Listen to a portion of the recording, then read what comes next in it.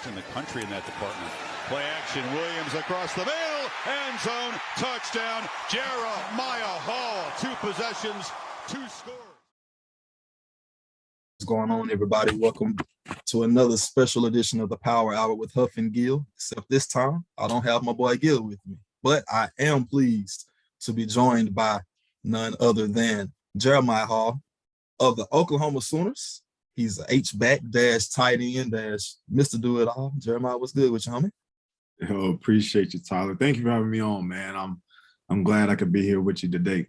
Yeah, man. Appreciate you for being willing to come on. I know you just got out of practice earlier today. You was telling me. So I know you got a busy schedule. And by the way, man, congratulations on graduating with your master's degree. What, yesterday was it? Yeah. I walked the stage yesterday. Me, Caleb Kelly, and Patrick Fields got our masters. Oh, for sure, man. Congrats to you, C. Kelly and Pat Fields, man. I know that's a major accomplishment. Just while we at it, just kind of talk about your accomplishments. I know you have many of them that you've accomplished at OU. So just introduce yourself to everybody and kind of talk about the accolades you've accomplished. Yeah, my first one, let's see, where can I start? In 2017, January 2017 is when I got to college. I left high school early, and my first award here was being recognized as one of the top 10 freshmen and being a student athlete. And so we have an award for that. And on the football team, that was my first one. And then redshirt freshman year, academic all Big 12. I've gotten that every single year that I've been here. And then redshirt sophomore year, second team all Big 12, redshirt junior year, first team all Big 12 this year, another first team all Big 12, AP all Big 12 tight end. I just accepted my invite to the Senior Bowl. Okay, congrats. Yeah, I've accomplished a good amount of stuff here. I got nominated for, I think, the Progressive Campbell Award, which is community service, and I got my fraternity, Omega Psi Phi. I got Q of the Year. So, okay. Undergrad student of the year in the state of Oklahoma. So those are a few of my awards. Like I said, a lot of what I do is being an athlete and working in the community, speaking to kids and doing stuff like that. So that sums up me in my time in college right there. That's 100, man. My best friend, aka my brother, he's a part of Omega Psi Phi. Rodney Williams. I'm sure I'm gonna send him this, and I'm sure he'll love this, man. But sure. Just kind of talk about what has gotten you thus far, man. I know you've listed a lot of accomplishments, a lot of accolades. Just talk about what has gotten you thus far, man. Well, first, man, God, having and keeping my faith throughout my entire time here. My parents did a great job of making sure that I had that connection. They didn't force me to do anything, but they always reminded me that it was there. Right. They always told me that I was going to have to walk my own journey, but, he's gotten me here, number one. And number two, just kind of relating back to that, having good people around me. That's probably the biggest one, making sure I choose the right friends, making sure that I have the right family members, I have the right mentors, making sure that I choose the right university to attend and to have the right coaches around me. And so that is definitely the biggest one, because I wouldn't be able to get here alone. Not often am I working out by myself. I'm normally with a teammate, with my roommate, Kennedy Brooks, getting extra work in. And so I could easily say that I'm the smartest dude in the room and I always make the right decisions, but I've messed up. I've been lazy at times and not been where I'm supposed to be. So those are the two of the biggest things, my faith, the people, and lastly, just the perseverance to want to be great. I can have all the right people around me that I want, but at the same time, I have to be the one to go out there and do it. I got, boots on the ground and making stuff shake. So those three things right there, man, and that last one, the perseverance, is something you can't really teach, and that's something you got to have, and that's what I hang my hat on. Shout out to you, man. And I know you're what, East Coast guy, which from North Carolina? Born and raised, Charlotte, North Carolina. Okay. So why OU? I know you have many of offers, could probably went anywhere in the country. Why'd you decide to come to the middle of the country and come to Norman, Oklahoma? Like you said, I did have, 25, 28 offers somewhere around there, and they were all over. But when I did get the Oklahoma offer, I remember telling my head coach at the time, he asked if I was thinking about it, and I was like, man, I'm not going to Oklahoma. I'm Right. not trying to get stuck in a tornado out there. And so, being from the East Coast, that's all you think about. You hear Kansas and you see Oklahoma in the news, and that's all they're talking about. Matter of fact, Kansas just had one last week. Right. Arkansas, everywhere. You don't hear like anything else being from the East Coast. And so that was my first thought. It's crazy. But I think they offered me in March or sometime in the spring of 2016. Might have been May. I'm not really sure. But over the summer, I thought about it. I was trying to figure out where I wanted to go. I wanted to make sure I had a decision made prior to going into my senior year, just so I could play ball and not even have to worry about it. And so I started doing more research. My entire time through recruiting, I didn't really care about what the coaches said. Obviously I wanted to make sure that they were good people, but I wanted to see what plays they were running because granted, I'm a good player. I do a lot of stuff on the field, but there are only certain systems that I fit into. So I may have 25, 28 offers, but really only maybe 12, 13 of those are committable. And of those 12 or 13, maybe only 5 of those are Power 5. And of those 5 that are Power 5, maybe only 2 are really 2 or 3 are maybe serious. And of those 2 or 3, they may have guys that are juniors, seniors, or sophomores, juniors, still have eligibility. So I had all these offers, but a lot of people don't know there's a lot more that goes into it. So there was that. But I started to look at Oklahoma a little bit more because their recruiter, the guy that was recruiting me at the time, Jay Ballware, he made sure to stay in contact with me every day, whether it be a call or a text. He wanted just to make sure that I knew that he was there and that we could have a conversation whenever need be. And so I remember one day over the summer, he told me, hey, I want to be transparent with you. You're the only guy that we've offered at this position. And if you don't have a decision made at some point soon, we got to go out there and offer another guy, but we just wanted to let you know.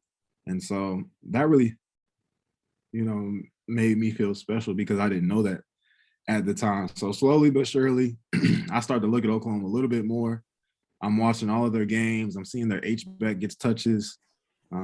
He's making all Big 12. I'm seeing that they've had my guys in my position, not exactly. Gotta be talking about Meeks. Yeah. Definitely talking about Dimitri Flowers. Even prior to Lincoln getting there, they got guys like Trey Millard and just a tradition of great guys at tight end. And Coach Lincoln, Lincoln Riley's offense was going crazy at that point in time, breaking records and everything. And so I see this guy, Dimitri Flowers, on film, and I'm like, man, if I can get that same trust that they have in him, then the sky's the limit for me. And so I didn't even take an official visit, man. I hadn't even seen the Oklahoma campus. Wow. So I remember being in California and San Francisco at the time. I called my dad. I called my mom. Well, my mom was with me. I called my dad, and I'm like, yo, like I think this is it. My dad was like, wait, what? Like we ain't even been, but at the end of the day, I told him, he was like, man, all right, just let God let go type of deal. And I committed. Later took a visit, and the rest is history. Wow. That's crazy. That's wild because you hear about people committing, and never taking visits, but to hear that, man, that blows my mind. Now, this is one thing you probably don't know about me. I know you really don't know me, but I'm from Texas. I'm a Texan.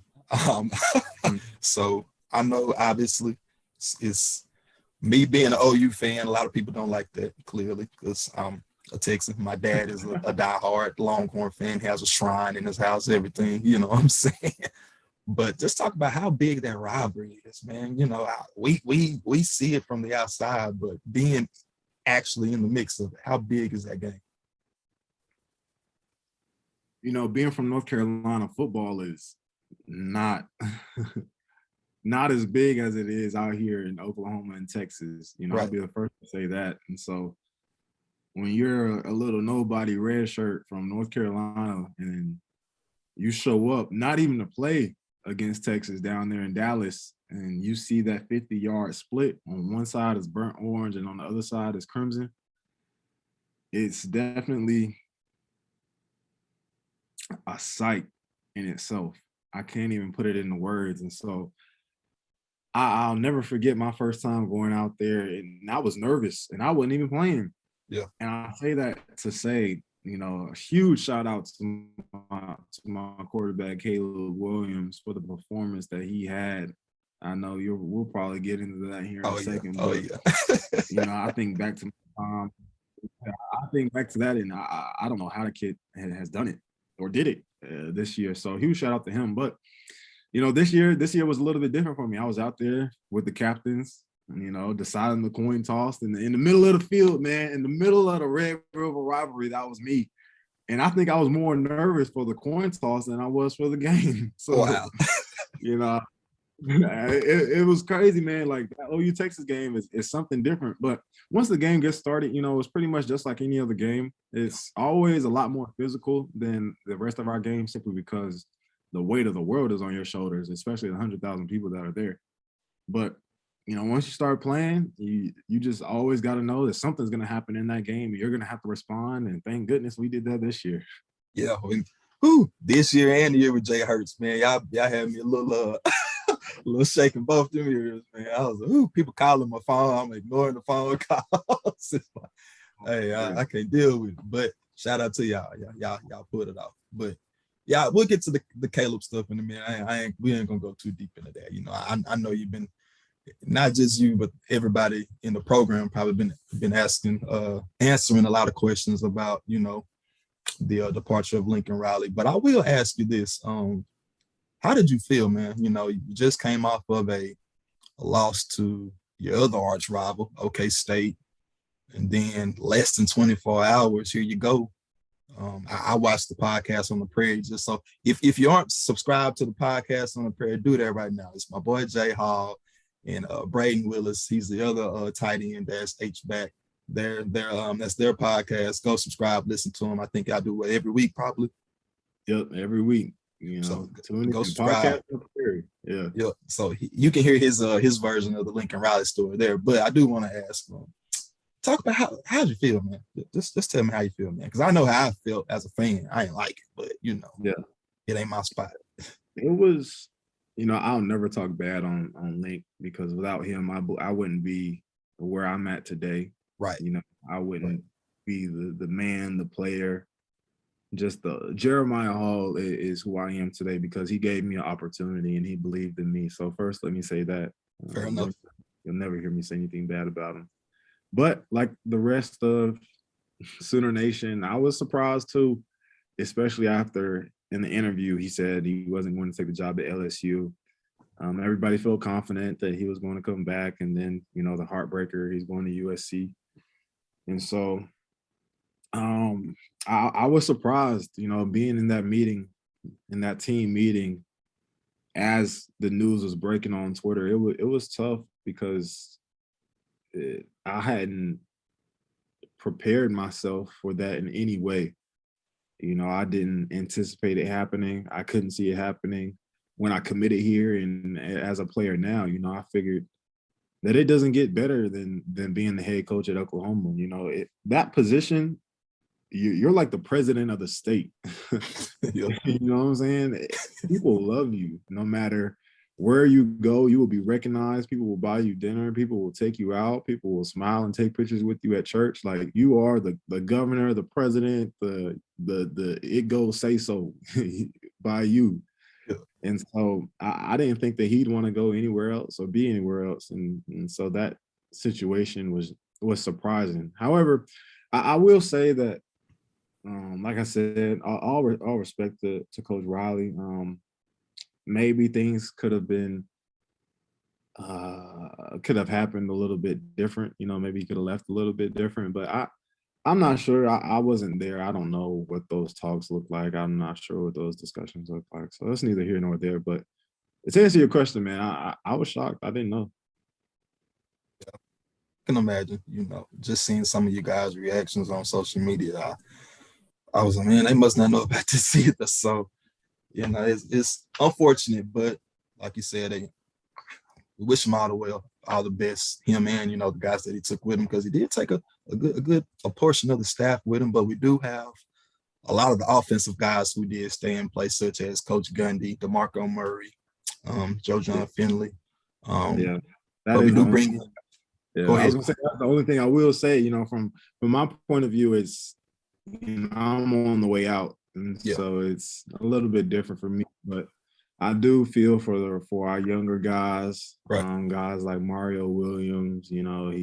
He's young. Caleb, anybody that's committed here, I could only imagine what they were feeling, because I didn't have to go through anything like that. So I don't know, man. But I'm glad the guys that decided to still come here are still committed, and I've already signed, and I'm looking forward to what Coach Venables is going to do in the future, and I'm looking forward to being a fan and root my guys on. Yeah. So you talk about being a fan. You talk about this being your final season of the program. So what's next for you? Talk what you got planned. You plan on entering the draft? You gonna use that master's degree? What you gonna do, man? I plan on being successful in whatever I pursue, and I know guys got me, but right now I'm going after the game, I'll make an announcement whether I'm coming back or going to the NFL. Oh, nah, I'm hold done. on. I'm done. So it's possible you might come back. I mean, you never know. I might come back for some fun, but nah, man. We'll keep that low I'm key. probably gonna head on out. But I'd have to.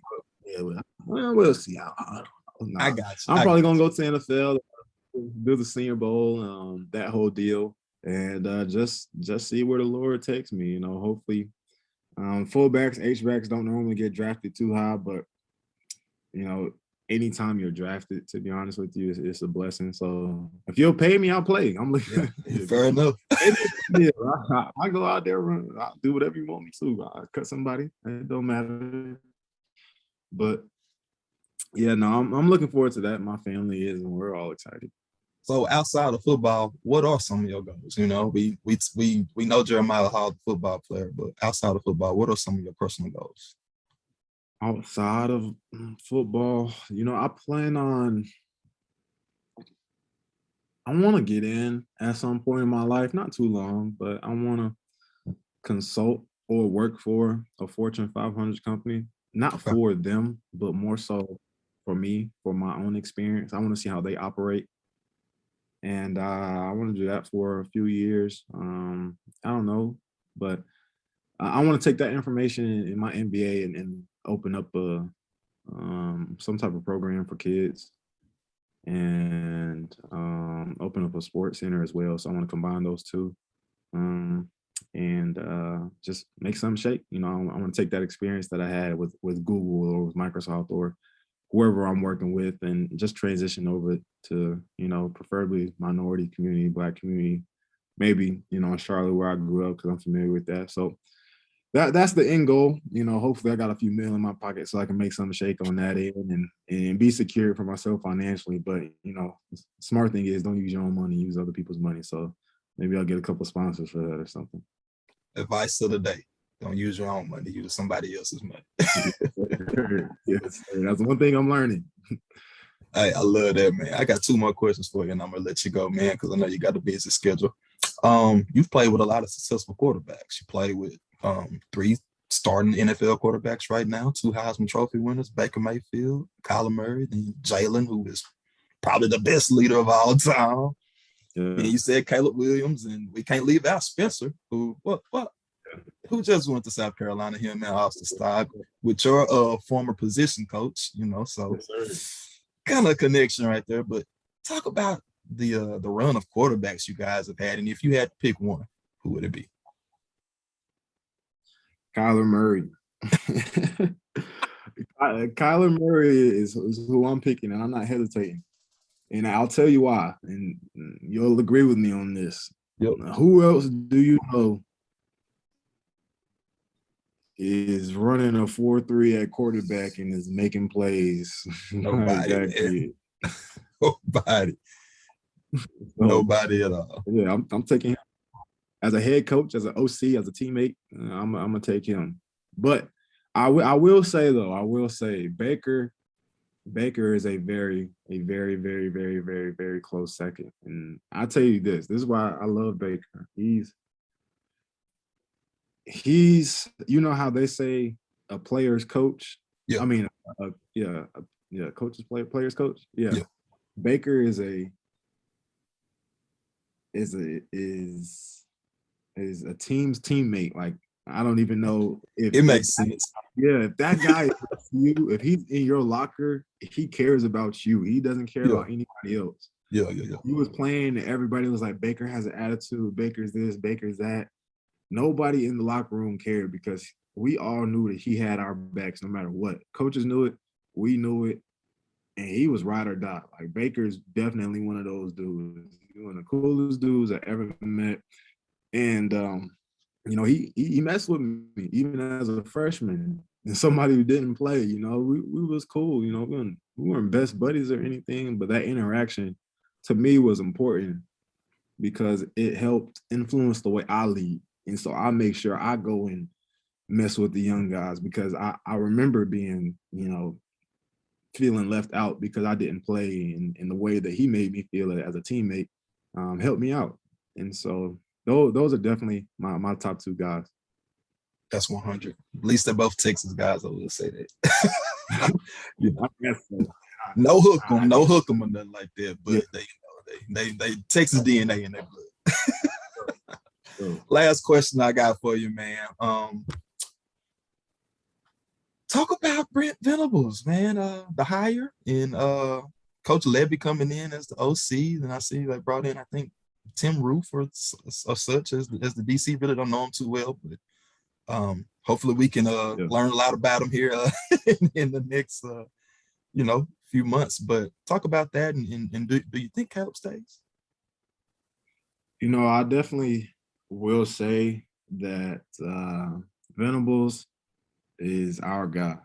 I don't know if there could have been a better pickup for the team and the university, because to be the head coach here, not only do you have to be a great head coach, number one, but the community has to have your back.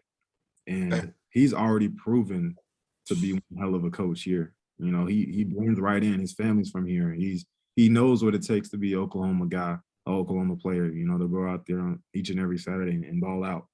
And so I'm glad that he's going to be the guy to lead us into the SEC. I hope he stays on here for a long time.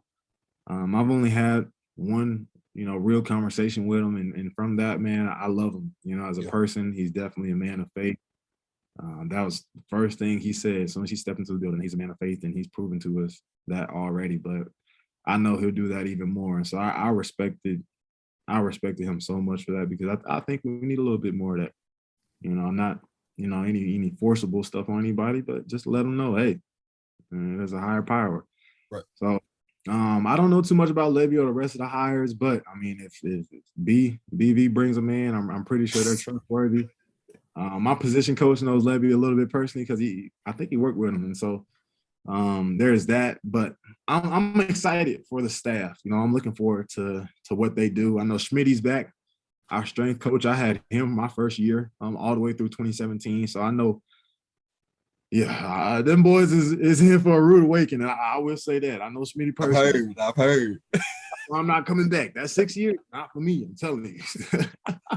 That answered that question from earlier. Then, That's 6 years, no sir. I come back and visit though, but I'm looking forward to watching these boys grow, like I said. And in terms of Caleb, I'm pretty sure he stays. Don't quote me on that though. I got you. It's all up to him. So until you see something say per Caleb Williams, then look, I know nothing. I know no more than you. So that's the answer I'm rolling with. Fair enough, man. Fair enough. That's love, man. Man, anything else you want to hit before I let you go, man? I like the backup, the background back there. First off, man, what is this? Tell everybody what that is back there. I'm in my position room. This is where we have meetings and everything. And so this used to be the old quarterback room. Okay. And so all the old quarterbacks are behind me. You see Baker's up there. 2 Heisman winners, Jason White. So That's love. yeah, that's where I'm at. That's where I'm chilling at right now. But I don't have much else to say. You know, thank you so much for letting me come on, man, and chop it up with you. All right, man. We'll connect again, man. I appreciate you and salute to you and much success along the journey, man. For sure. Thank you very much. Oh, last thing. Make sure y'all tune in to the podcast on the prairie, man. Every Tuesday. Yeah. Before you even wake up, we got some. We've already broke breaking news twice in 2 weeks in the newspaper and everything. So Lincoln Riley, Caleb Williams, we got the inside scoop, baby. Tune in. Yeah. Podcast. You heard the podcast on the prairie. Go subscribe right now, man. Appreciate you coming to the Power Hour with Houff and Gill, man. I'm gonna tell my boy Gill you said what's up, man. Yes, sir. Salute to you both. Peace.